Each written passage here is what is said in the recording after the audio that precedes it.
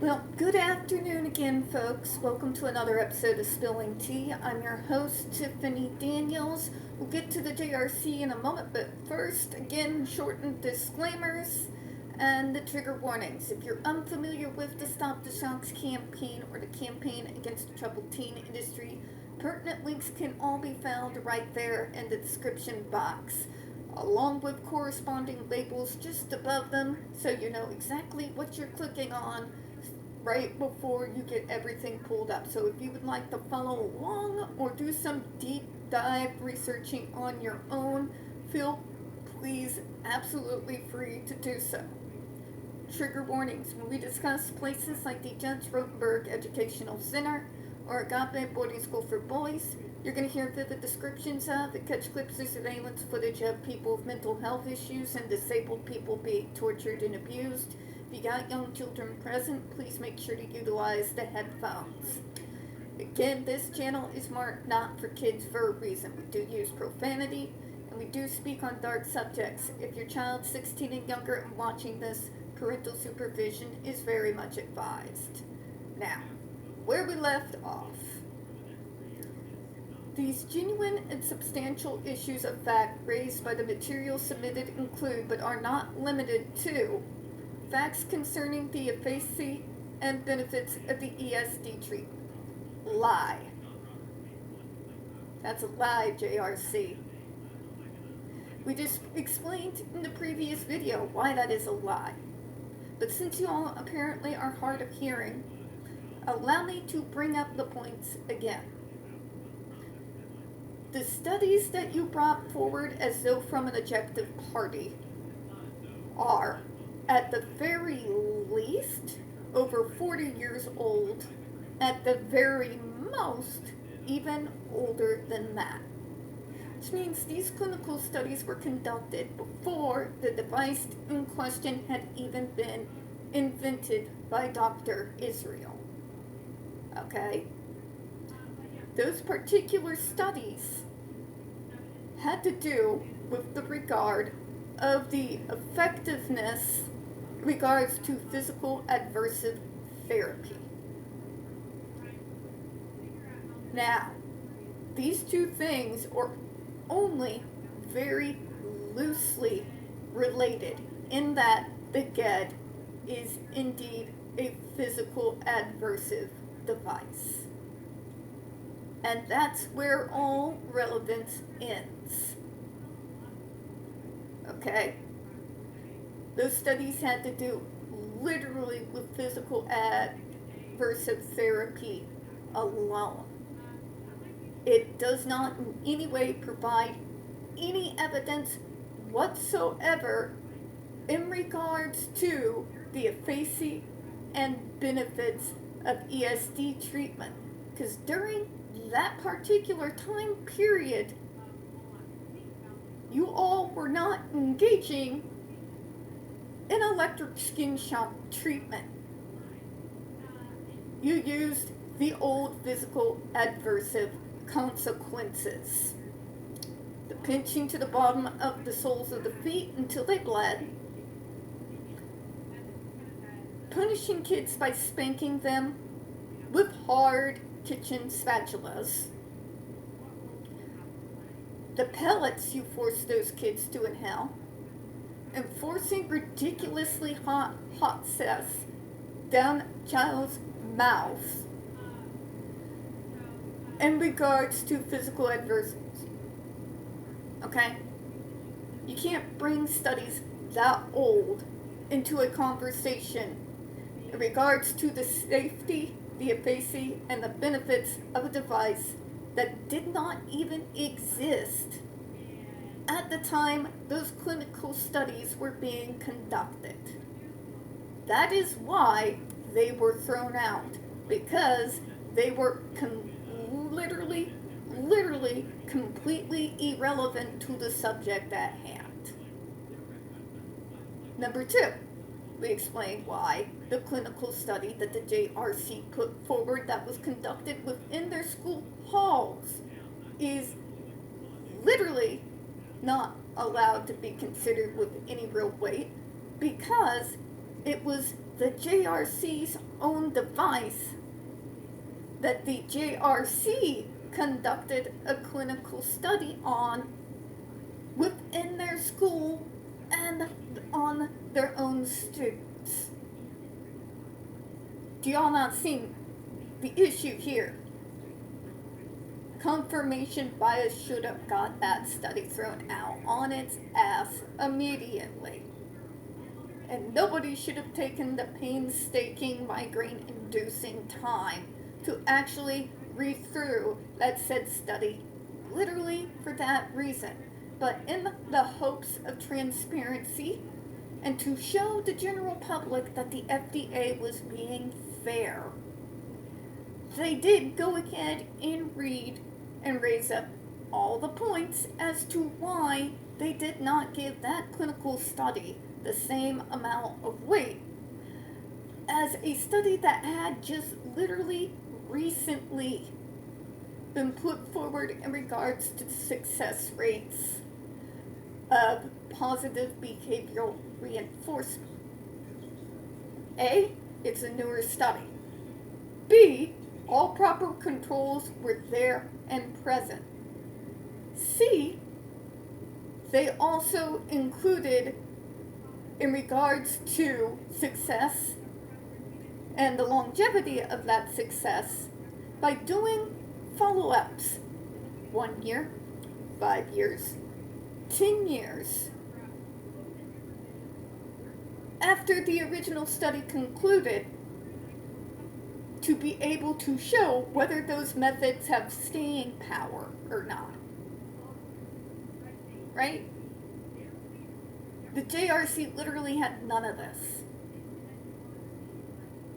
They did their clinical studies, they pushed forward their conclusions, and in regards to the overall success rate and the longevity of that success, we're just supposed to trust the JRC with them providing us no data whatsoever to prove the longevity of the success for those who are treated with this device. Their study does not show that at all. Not only that, but while conducting that study, they did not in any way, shape, or form prove the so-called safety of the device. Okay? Well, it's just a red dot, a splotch, and we noted it here. Do you have photographic proof that it's just a red dot instead of first and second degree burns? Is there any visual that the JRC provided us with during the original hearings that it was simply just a little red dot and that immediately within a 5-minute time frame went away the way that they always claim? In fact, that would have been real easy for the JRC to prove while the study was actually being conducted. And while they were in the room, they're using said application, they can then take a picture to prove it's just a little irritant red dot, and then within a 5-minute time-stamped moment afterwards, take another picture to be able to show us that the red spot had already disappeared before they left the room setting to go back to class. Should be the easiest thing in the world for them to be able to prove. It would put everything all of us have been saying for years to bed. It would prove us all liars, just like the JRC said, right? But the JRC hasn't done any of that.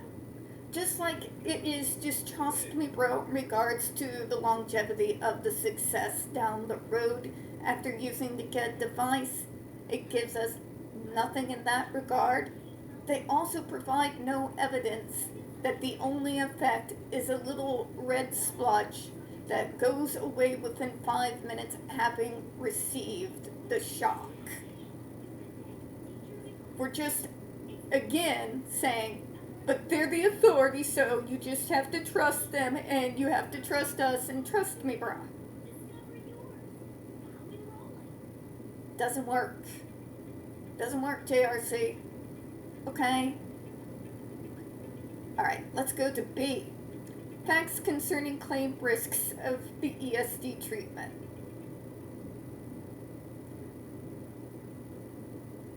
These are not just claimed risks, JRC.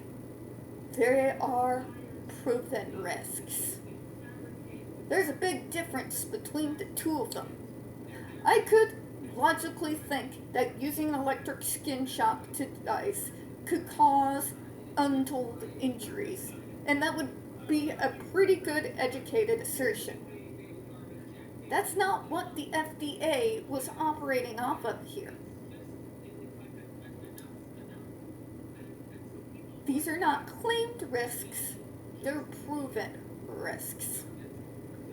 We have ER documentation in regards to individuals who were forced to wear the GED device that had been emitted into the emergency room with second and third degree burns, with pictures, literal ER photos, in regards to the injuries themselves to back it up. That is not a claimed risk, that is a proven risk. We also have, as obtained during the lawsuit Cheryl McCollins very, very correctly leveled against you, and that went out in 2012. Your own video surveillance footage shows us the exact opposite of these assertions. Okay? You can't unhear the screams of Andre McCollins.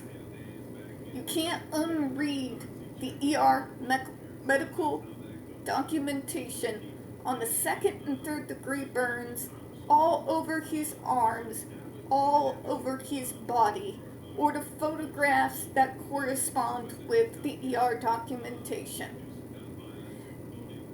And you can't will away the fact with medical documentation that Andre McCollins sat there in a 2-month catatonic coma after the 2002 incident where he was shocked on a 4-point board, face down, over 31 times within a 7-hour period. We literally got you all on camera. That is actual proven risk, not claimed risk. It's called hard evidence. I mean, it's physical. You can touch these photos. You can read the ER documents. You can watch what they did to Andre McCollins literally by going onto YouTube and searching Judge Rotenberg Educational Center, Andre McCollins, or Cheryl McCollins. So that is not claimed. It's a proven risk. Okay? Alright, see? The claimed benefits of alternative treatments, which the FDA has acknowledged may not provide an adequate treatment option for at least some of the population with patients with SIV and AB. That's because this kind of health care is not cookie cutter. It's not one size fits all, which you have acknowledged and tried to use as your own argument against us, by the way, JRC, in case you need me to remind you of that fact. Alright? It's not claimed. Again, there's a difference between claims and proven. Claims are educated guesses. Proven means we have the cold hard evidence and all the receipts a growing human being needs to prove our side with pretty much no question. Okay? What was provided in regards to alternative treatments, mainstream, positive behavioral reinforcement, OT, PT, person-centered planning, person-centered therapy, and other such positive behavioral supports that fit underneath that umbrella. We provided actual, cold, hard data. That data, unlike the clinical study that the JRC provided, didn't just provide the numbers as they were after the studies have been conducted. They also had data in regards to the longevity of the success in helping to combat those types of behaviors first year, 5, 10, 15, which the JRC clinical study completely and utterly lacked. Those data numbers, those longevity numbers, and the data that comes from that are not claimed. They're literally proven results. Okay? Do not make me go Monina oh my god. Do not make me the dude from The Princess Bride. My name is Inigo Montoya. Okay? The JRC is lying once again. You all know the line. Right?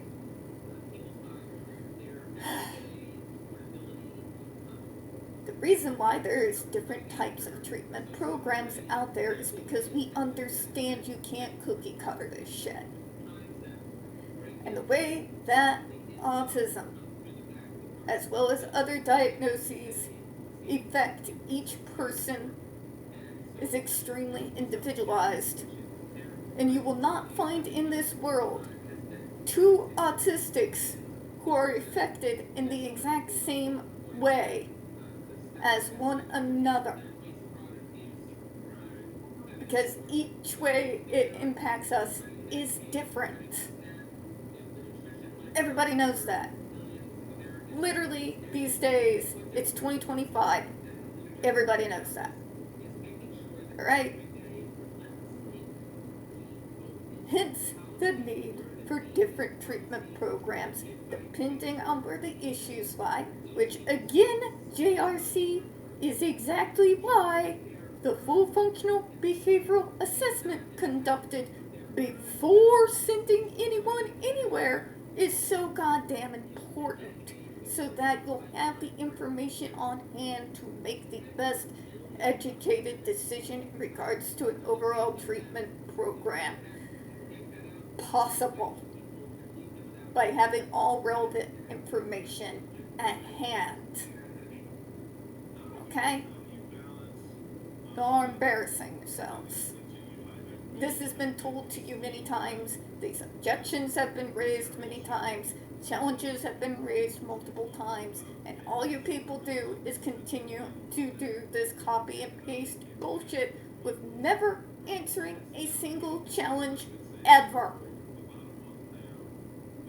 Ever. I've been doing this a long time.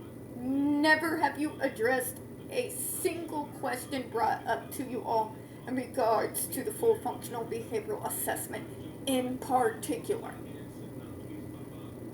You've never addressed any challenge in regards to the fact that there is no longevity data whatsoever in regards to the clinical study that you were trying to force down the FDA's throat.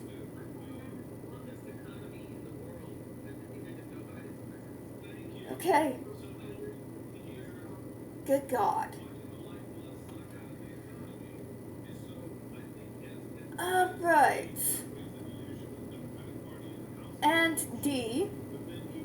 Contested and genuine factual issues concerning the risk-benefit analysis of the ESDs, including genuine factual issues concerning individual patients' prognosis and risks of self-injurious inflicted injury without access to effective treatment. For the love of God, yes, we did. everybody has acknowledged the threat of self-injurious and aggressive behavior to those of us who display those types of behaviors. Nobody is sitting here saying that there is no risk in regards to those issues. Literally nobody is saying that. All of us are extremely well versed in the fact of how deadly those type of behaviors can be. Particularly those who are like me, who have had those issues in the past, who have them on a more lower level now, because we live in this land called reality where we understand and can comprehend the fact that none of this is going to go away entirely. Okay? I was that child with self-injurious behavior and aggressive behavior. You want to know how I know other treatments out there work in regards to those behaviors? Because it worked on me. Because it worked on the individuals that would come through my office door once they got themselves into the service system and began treatment. And just to reiterate how large of a population of consumers that I was over during the time, it was literally 25% of the population in the state of Missouri, with not only the autistics, but literally covered all of us with developmental delays who were a part of the overall service system.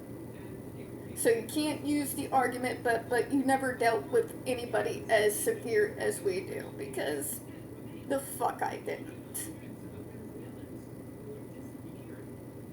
The fuck I didn't. Right? Alright, folks, we're gonna go ahead and close on out on that one. We don't get very many views on this channel, folks, and the few we do tend to get removed from time to time. So please don't forget to hit the like button, hit subscribe. Please don't forget to hit the comments.